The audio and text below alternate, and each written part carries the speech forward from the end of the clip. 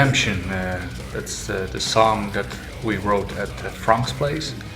It starts with a riff that I wrote the night before we were going to rehearse, or even maybe the same day. As we always start with basically nothing, I thought it would be cool to have at least something. So when I was at home, I sat down and I played instantly that riff that we start with in that song. The chorus is of Frank. He also basically wrote all the other riffs in the song, and Jack the melodies, the keyboard melodies. And the chorus, I really think it's a kick-ass chorus. It reminds me a little bit of the Arch Enemy atmosphere, and for me it's one of the highlight choruses of the album. And we also have a little role for Floor Jansen in the song. It's one of the 2 songs she sings on this album. She sang way less than on the first album, first of all because we want to have more the focus on the male vocals, but also she herself, she wanted to have a small role because she is now the singer of Nightwish and has her own band, ReVamp, since some years, and so she requested herself to have a smaller role on this album.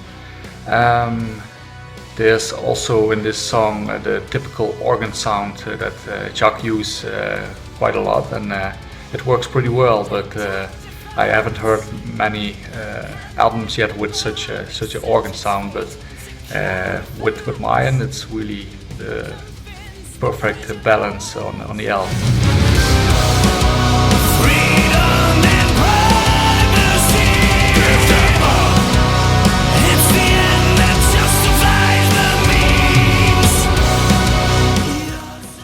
Paladins of Deceit is a song that Frank wrote himself at his place, and he sent it over to us.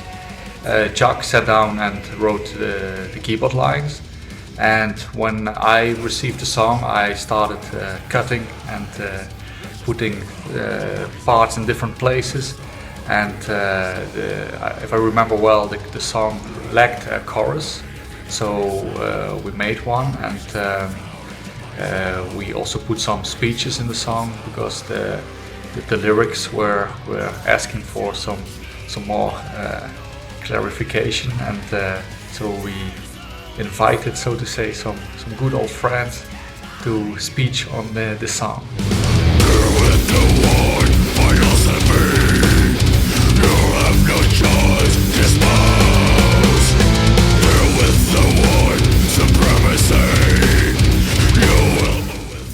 Yeah, Human Sacrifice. I think it's our heaviest song on the album. When we were looking at the track list and how we would order the songs, we thought, well, where would we put that song? Because it's noticeably heavier, especially in the beginning, than in our other songs. So we had a ballad too, and I was thinking, how nice would it be to have first this very quiet and emotional ballad with Laura singing this Italian piece, and then after it a very heavy confrontating song with Mark taking over. And well, I proposed it to the guys, to Mark and Frank, and yeah, so they liked it, so we decided to go for that. And then I thought, well, should I use a lot of keys in this song? And after a bit of thinking, I thought let's put the keys more in the background, especially because the beginning, if you put choirs on it, then it becomes already a bit doomy, and now it's really raw metal, raw death metal. And a bit later you have this intermezzo, yeah, with a bit more atmosphere, and then the keys suit a lot better. But in the beginning, it had to kick in as rough as possible, so I decided to let it go away.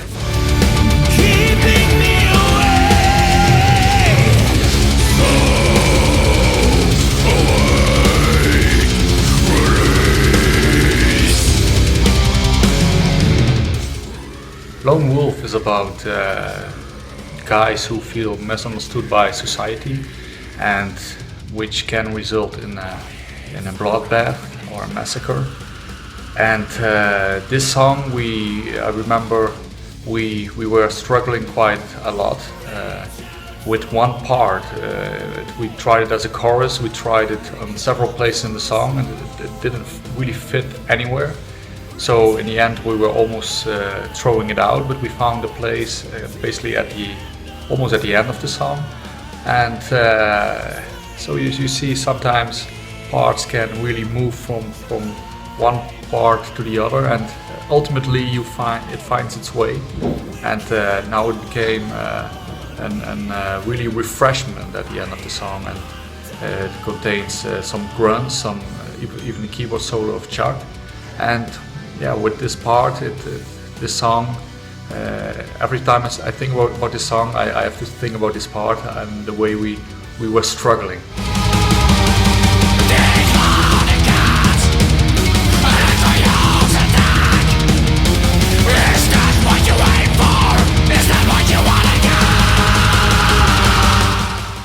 Enemies of Freedom is about the gun discussion in the United States of America. The lyric-wise, the song deals about the pros and cons, and we don't really put our own opinion into it. We watch objectively and give both sides a chance. The song starts with a typical Frank riff, and we build also a quiet mid part in the song where Laura sings. And this quiet mid part makes that the part after it really hits like a bomb. And that part wouldn't have sounded so extreme if the part before wouldn't have been so quiet. And that's also why we are not really a typical death metal band. Obviously also because we have clean male vocals and some girls singing. But also because we put some really atmospherical, clean parts. So in this song it really works well, and that makes it that some parts are heavier than if you all the time try to be heavy, and that's what I think describes the song the best way.